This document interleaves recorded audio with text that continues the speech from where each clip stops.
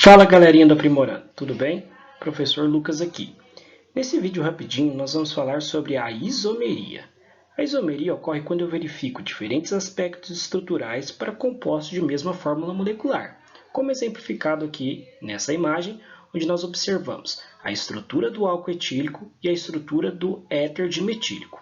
Embora tenham funções orgânicas oxigenadas diferentes, eles apresentam a mesma fórmula molecular, C2H6O. Embora tenham, então, a mesma fórmula molecular, são compostos diferentes com propriedades diferentes. A isomeria pode ser classificada em dois tipos: a isomeria plana, que tem essas subdivisões, e a isomeria espacial, que tem essas outras subdivisões. Neste primeiro vídeo, nós vamos falar apenas sobre os tipos de isomeria plana. Começando pela isomeria de função, que é quando os meus isômeros pertencem a funções diferentes, como no caso que a gente viu.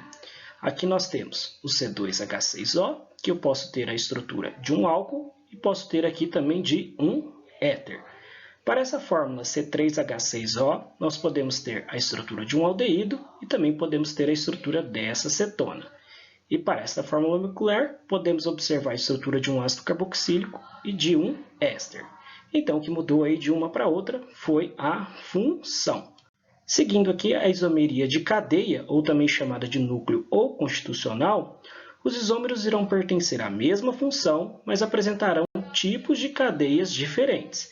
Veja que para essa fórmula molecular deste aldeído, nós podemos escrever ele de maneira de uma cadeia reta ou normal linear, e aqui apresentar ela como sendo uma cadeia ramificada.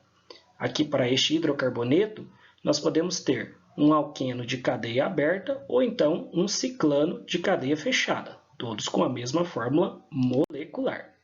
A isomeria de posição ocorre quando os isômeros pertencem à mesma função e têm o mesmo tipo de cadeia, mas eles irão apresentar uma diferença na posição de um grupo funcional, ou de uma ramificação, ou de uma insaturação.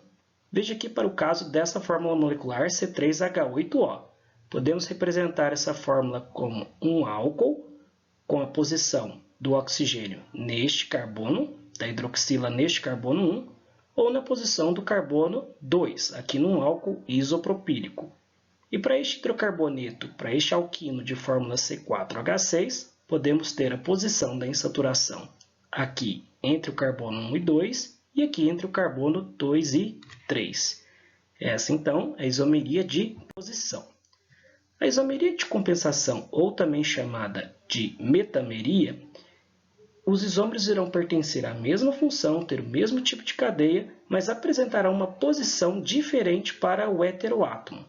Veja só que para essas duas aminas, o meu nitrogênio que caracteriza essa função ocupa a posição entre os carbonos 1 e 2, e aqui o meu nitrogênio, que é o nosso heteroátomo, ocupa a posição entre os carbonos 2 e 3. Aqui para essa outra função nós teremos esse éster localizado, o oxigênio nesta posição, e aqui logo após o primeiro carbono. Então aqui nós temos diferentes posições para estes meus oxigênios, constituindo aí o heteroátomo.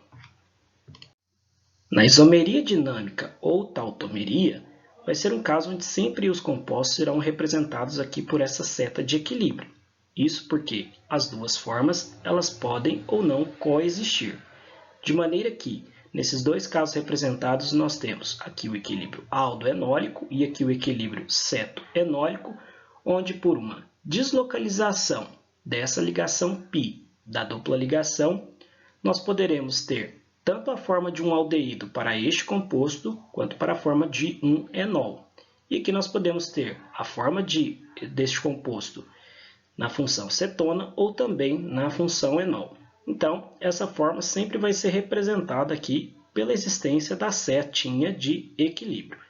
Na próxima videoaula, nós falaremos sobre a isomeria geométrica.